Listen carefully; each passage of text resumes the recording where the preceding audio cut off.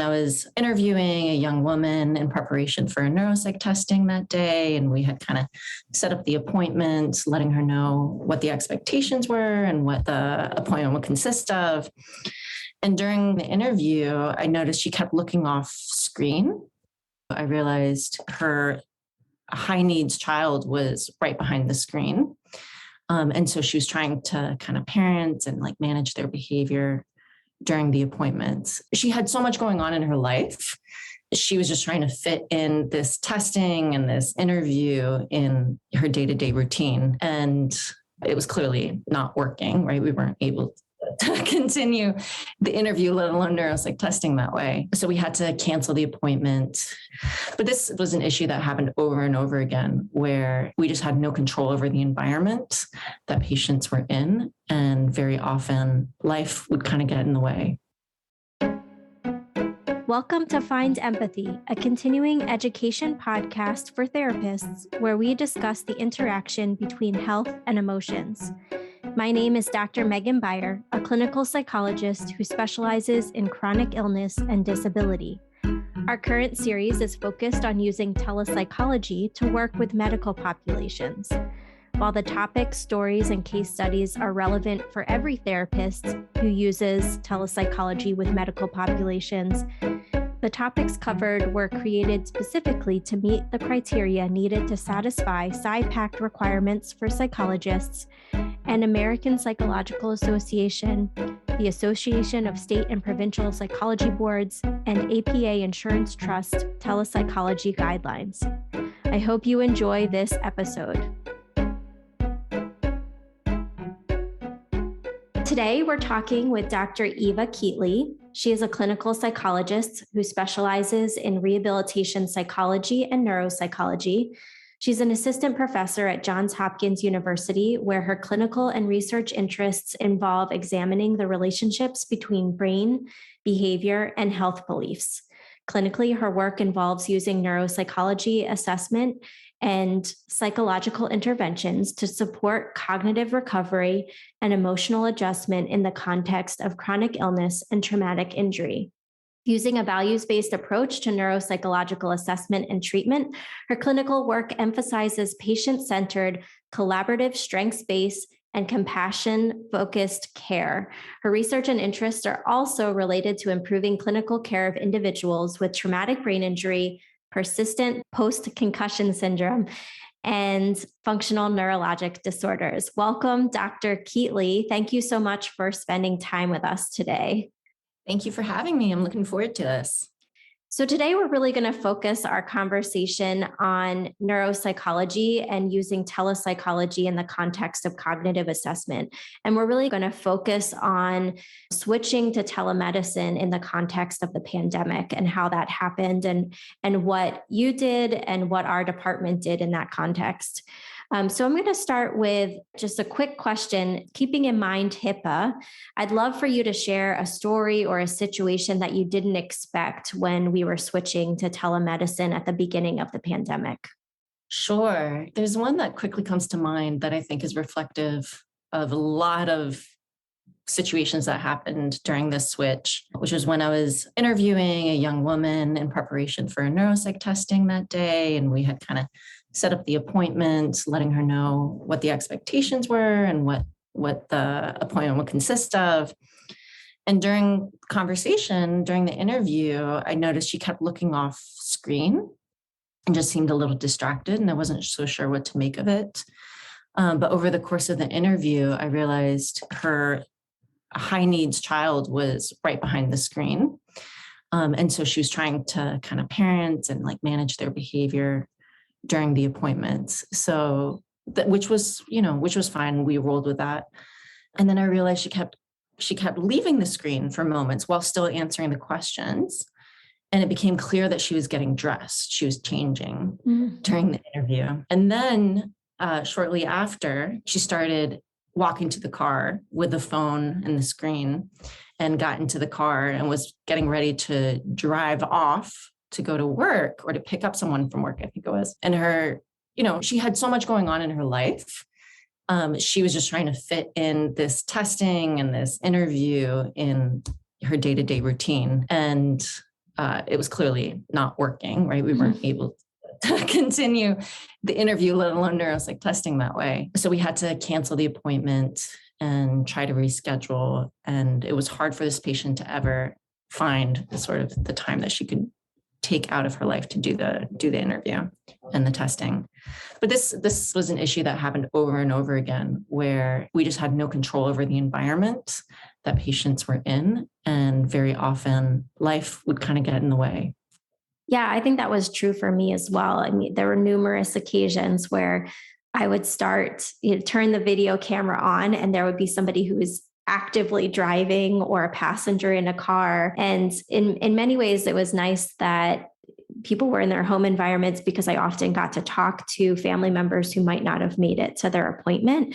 But sometimes those family members would stay a little too involved during cognitive testing. And as you said, there was a little less control over the environment than is ideal for cognitive testing. Yeah, definitely. Depending on the person's circumstances, sometimes it was just inevitable. Some people just didn't have a room where other people were not there. They just couldn't get privacy. Yeah, absolutely. So when we were switching to telepsychology in the beginning of the pandemic, you were one of the people in the hospital who spent a lot of time reviewing the literature about what neuropsychological tests to choose and what should be part of our battery, what shouldn't be, and shared that with the rest of the team. So when you were making those recommendations, what were some of the considerations you made before recommending a test for use in teleneuropsychology? Yeah, so at the time, there wasn't that much out there. But what I did is that I put together an Excel sheet, essentially. And some of the variables I was looking for, I put together a list of tests that I thought we might be able to use and what I was finding in the literature. And I was trying to see if, was there any empirical evidence for use of specific measures in the literature base for use in teleneuropsychology. And there were, prior to the pandemic, several research labs and clinics that were using measures. I will say typically this was in the context where a patient would come to a clinic, have their environment set up for them by an assistant of some sort, and then a neuropsychologist would remote in from another clinic. So it was less of a home-based environment, but still, there was evidence that lots of neuropsych measures were valid for use over a screen. So we prioritized those. And then we just looked at, can these measures be administered over video? Can they be administered over phone? For example, anything that required physical stimuli like block design is going to immediately be ruled out. And then we also wanted to look at any computer-based tests that might be accessible over the internet. So for example, Many Brains, which is I know you know well, is a group out of Harvard that created a battery that you could administer online just by sending someone a link. And so we looked into that as well. Okay, that's great. So you really went to the literature to look. Were there any other particular resources outside of going to a PubMed search or a Google Scholar search and looking up recommendations for tests? Are there any resources out there that other people who are looking for recommended tests might be able to find that information? The resource that I was using the most was the IOPC. This is the Interorganizational Practice Committee that at the time was putting out lots of guidelines, lots of recommendations for measures, and continues to keep that up to date. So I was going back to them frequently because they were constantly sort of updating their recommendations for teleneuropsychology. That's great. And we'll link to them so people can go to that website and find out more information. One of the things that's important for people to consider is the platform that's used. And we had a couple of choices at Johns Hopkins. Hopkins had their own platform. There's also others like Zoom. And we are not paid by Zoom. We don't get any any funding by mentioning their name, but it is a platform that we use. So it would be helpful to understand, what virtual platform did we ultimately decide on, and consider why was that platform chosen? What were some of the barriers to other platforms? Even what are some of the barriers to using the platform that we ultimately landed on? Yeah, we landed on Zoom in part because we had sort of an encrypted business use from Johns Hopkins, but really in addition, there was just a lot more features and flexibility with Zoom than any other platform available at the time. For example, I could easily share my screen for patients, which was essential to display visual stimuli that I needed for neuropsych testing. I could also edit the screen. So, for example, on some recognition tasks, as patients were selecting a stimuli, I would circle it myself, and then we would both see the one I was circling so they could correct me if I misunderstood. There was also the wait room feature. So I could place patients in a wait room if I needed some privacy, for instance, to talk with another neuropsychologist. And then also the connection was just more stable than the other platforms that we had tried. And it was more patients were familiar with it. So they already had it downloaded. But yeah, it was really, I think a lot of the flexibility continues to make it the easiest one to use for testing. And this is just a follow-up question. Do you have any sense of if that's still the best platform or if there's alternatives? And if you're not sure, that's okay too.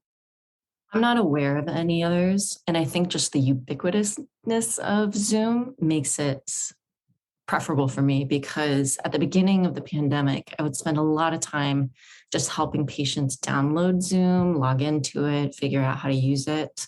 And now most people, or a lot of people, have it downloaded. They've used it many times. And that just makes the whole process a lot easier. Yeah, it's familiar to people. Exactly. What were some of the ethical and copyright hurdles that we had to consider before implementing teleneuropsychology? With the copyright concerns, in order to display the visual stimuli, for example, with the BNT or with Great Complex Figure Test, we had the option of just holding it up to the camera, but there was often a lot of complications with that. It wouldn't come across very well. So ideally, you would want to scan it into the computer and then put it up on your screen and then share that with the patient. But the act of scanning it and then saving it violated copyright. So there was a lot of concerns around, if we would be violating copyright. But fortunately, during the pandemic, a lot of companies came out and said they were easing their copyright rules and regulations so that patients could be served, through telemedicine. And I'm sure the copyright rules are just going to be constantly in flux as time goes on and more in-person testing occurs. But that was a really big help for us at the beginning of the pandemic. Oh, yeah, absolutely. And I think that those rules are constantly changing. And so, again, I will update some of that information and put it in the course information, as well as maybe add a little bit more to this podcast, just so people are aware of, at the time of a launch, what are the rules right now and how might they change over time. I wanted to go back to something that you had mentioned earlier. So you had mentioned that one of the things that surprised you was that people or maybe caring for children, or they were in their car, or maybe not in an environment that was conducive to neuropsychological testing. How did you get people ready for the appointment? How did you consent them into the appointment or help them understand what the most ideal environment would be for this kind of visit? Through trial and error, and also with some support from IOPC guidelines, we came up with a sort of checklist to go through with patients at the beginning of appointments, just to ensure that we're all on the same page. And the checklist included things like screening the patient's identity, confirming their identity, making sure they understand that they need to be in a quiet environment. And if that wasn't available or possible on that day, we would have to reschedule. We would also talk about consent in the context of teleneuropsychological evaluations. In particular, specific to neuropsychology, we would say that the tests that we're using were not standardized for use over teleneuropsychology, and hence some of the impressions and interpretations that we can make might have some limitations. And so we wanted to make sure that they understood, as well as we understood, that we were practicing outside of what was the norm. And therefore, there might be some limitations to the conclusions we can come to.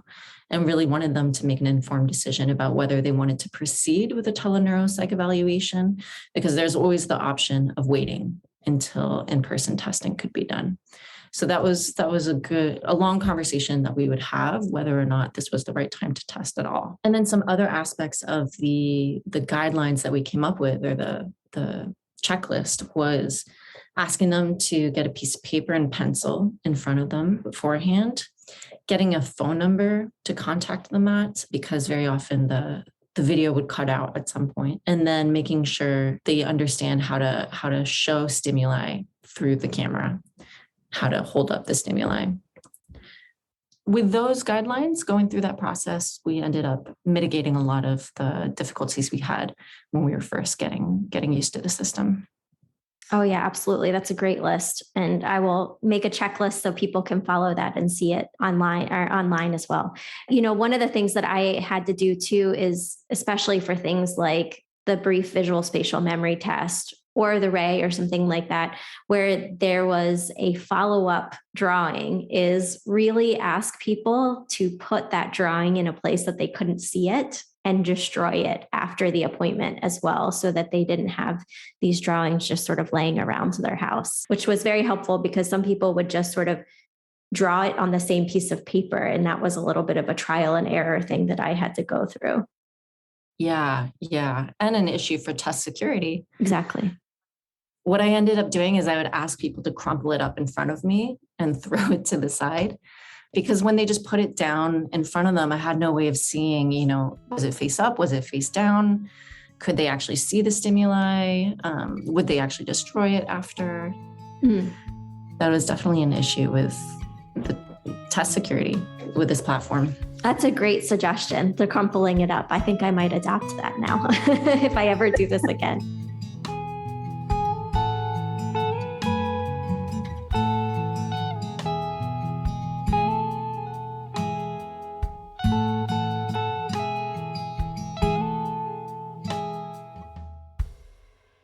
So other than what we've already talked about, what else do you think a provider needs to know and consider in terms of their equipment, in terms of test selection and preparation before they even consider using teleneuropsych testing? Yeah, I think there's 2 or 3 main things. One is just ensuring you have a stable, very strong connection, which seems obvious at this point. But I will say, in my apartment where I had my desk set up, it was just not a great connection. And I had to reorganize my whole apartment to make sure I was near my modem.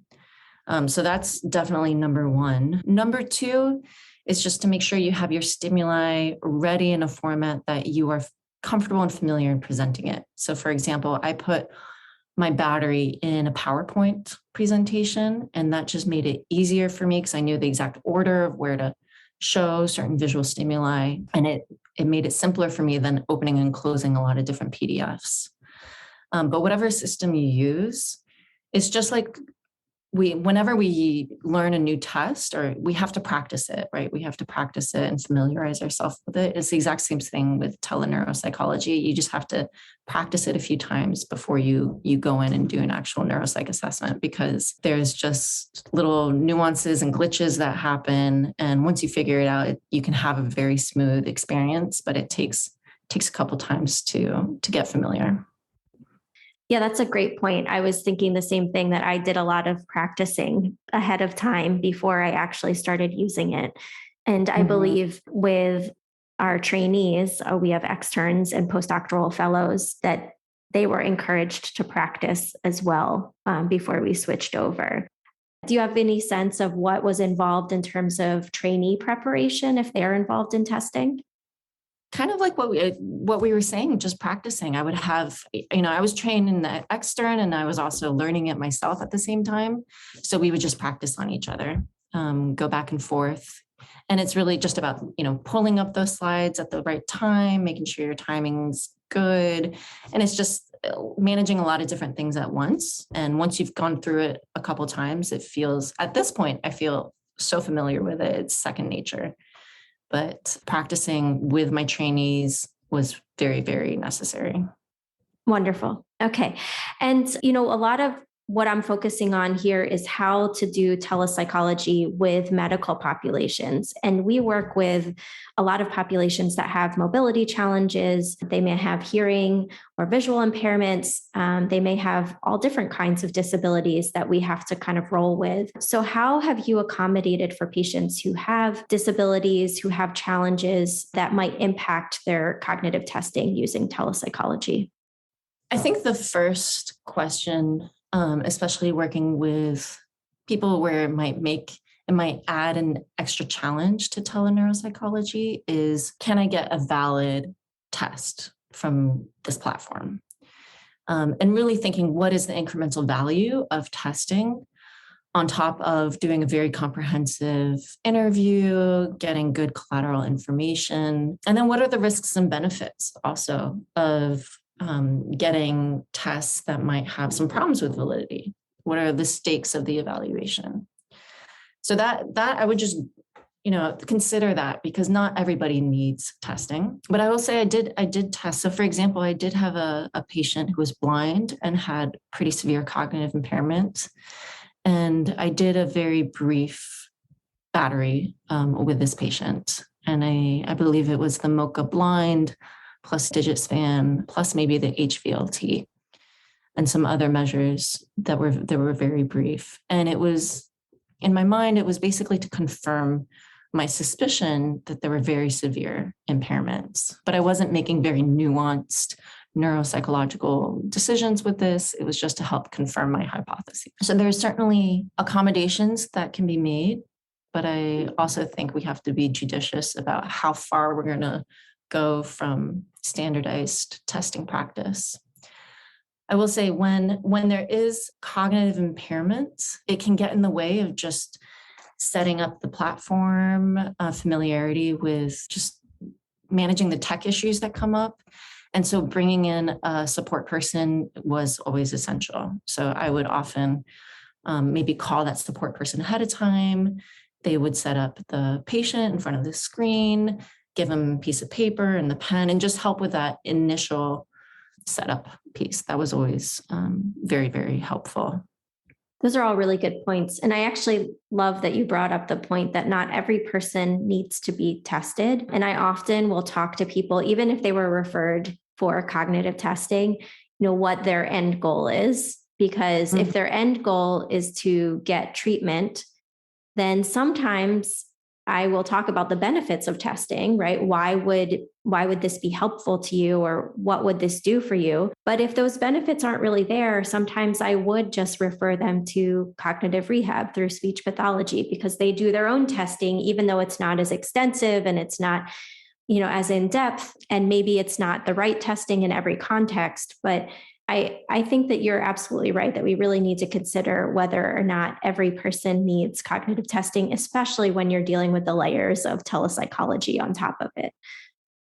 Exactly. I think that was my biggest lesson from, my year and a half of doing teleneuropsychology, was how much the actual neuropsych tests themselves are just one of many tools in my toolbox as a neuropsych trainee. There's a lot of other sources of information and medical records, interview, collateral informants, behavioral observations that really inform and help me generate some hypotheses. So I really, really learned to lean on that skill set, especially the clinical interview skill set, during this period of time, which I think has really served me well moving forward.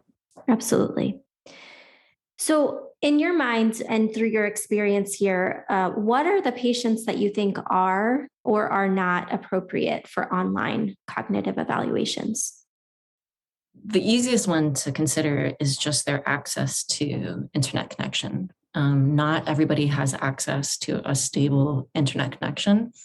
And that is an immediate rule out. If they can't get access to a stable connection, you cannot do this testing, because there are certain moments where we've tried and it really is, you cannot get any valid data. And under that, I would also put what devices they have access to. There are some people who only have a smartphone, and you cannot present visual stimuli like the SDMT, which already has quite small, figures on it on a smartphone, and expect the patient to really be able to see that quickly. And then I would also consider just their access to uninterrupted time and a quiet environment. I had many patients who were responsible for childcare during the pandemic, especially when, kids weren't going to school, and they just could not be without their children. They could do an interview to a certain extent, but they could not do neuropsych testing. And then finally, considering, to the earlier point, what are the risks and benefits of, what are the stakes of a neuropsych assessment? A lot of forensic neuropsychologists, I think, were wary to do teleneuropsychology evaluations, appropriately so, because the stakes of their conclusions are so high. And so deviating from standardization and how you interpret the results can be risky. So yeah, I think that's another important piece to consider. What is the testing for? What are the stakes of the testing? And could you cause harm if you do a neuropsych evaluation that has some risks to validity and then you have some mistakes in your interpretation? Could you do harm to that patient? I'm going to ask a follow-up question that wasn't on my original list of questions to you, but if you decided using your own clinical judgment that maybe the stakes were too high for a patient who is in front of you, and you had that discussion with them, number one, how did people react? There might have been a range of reactions. And number two, kind of, how did you describe that to the patient so that they sort of understood? Because I think many times people don't understand all the nuances that you and I are talking about. I would say in the context that I'm in, which is a rehabilitation department, the reactions of patients would usually be fine. Because we could proceed with treatment, with rehab, with other services quite easily without the neuropsych evaluation. So I could still keep them on for health and behavior interventions, similar to what you said before, refer them to speech. It wouldn't halt or prevent their access to other services. I could imagine in other contexts, like forensic evaluations, that would be a different story. So I never actually experienced a negative response to deciding not to test.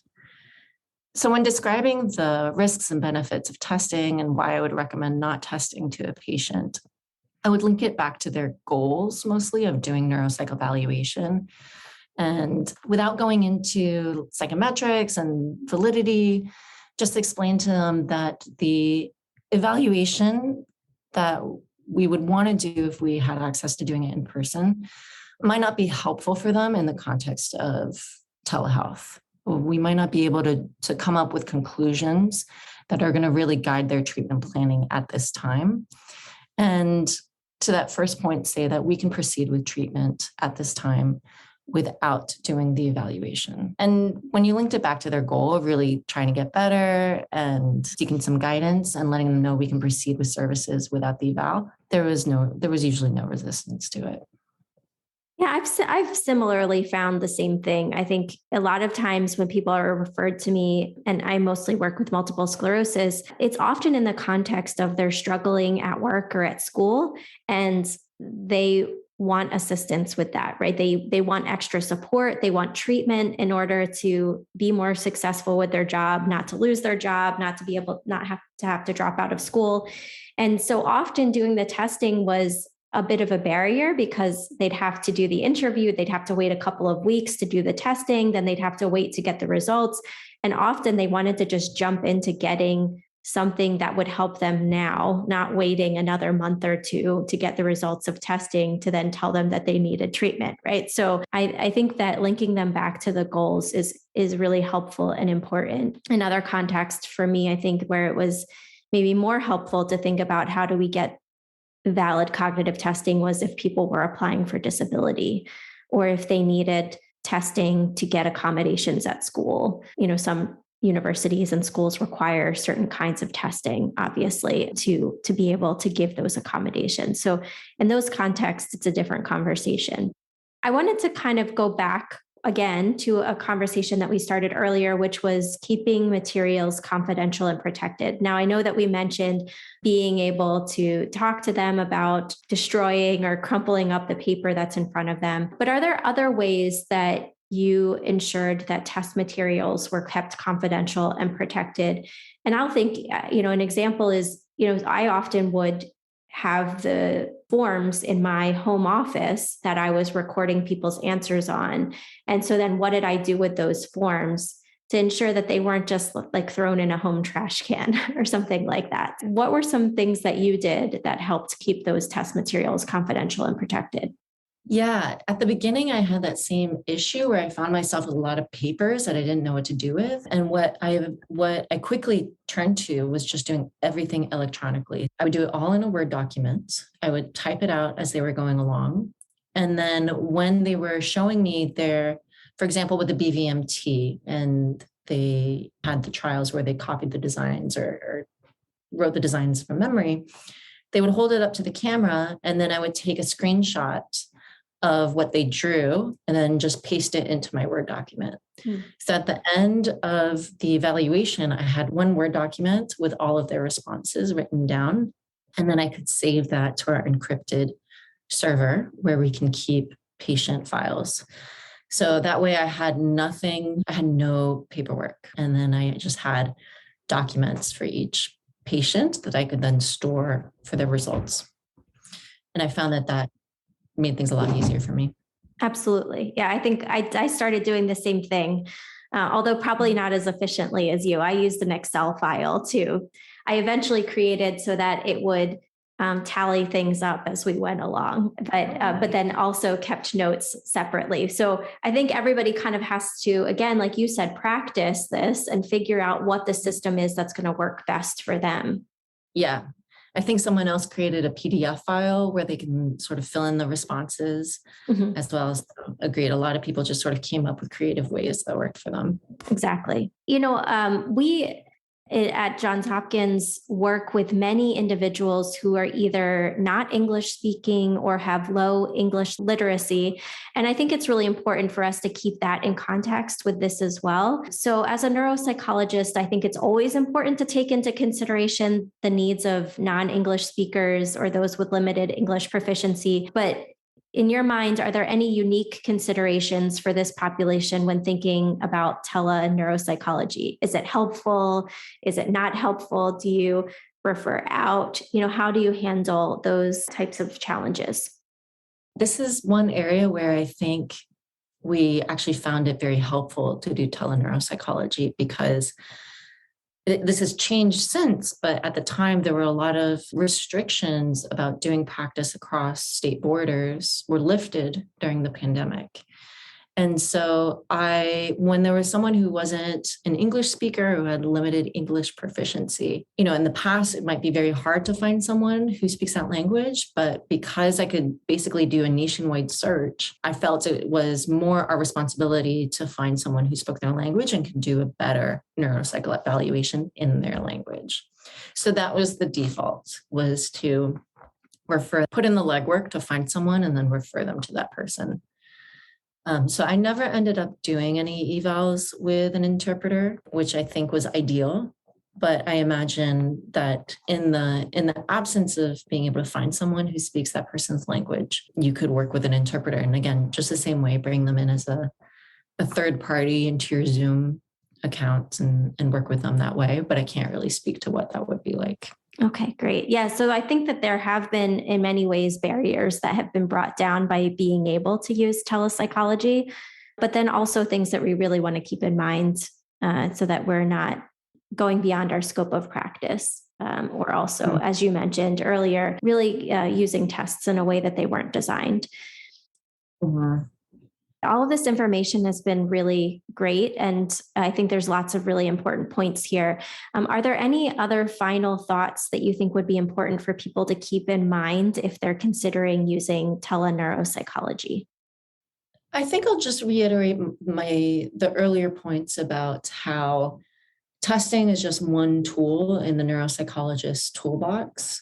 And there is a lot that we can do with record review, comprehensive interviews, getting collateral information that can really serve a patient well.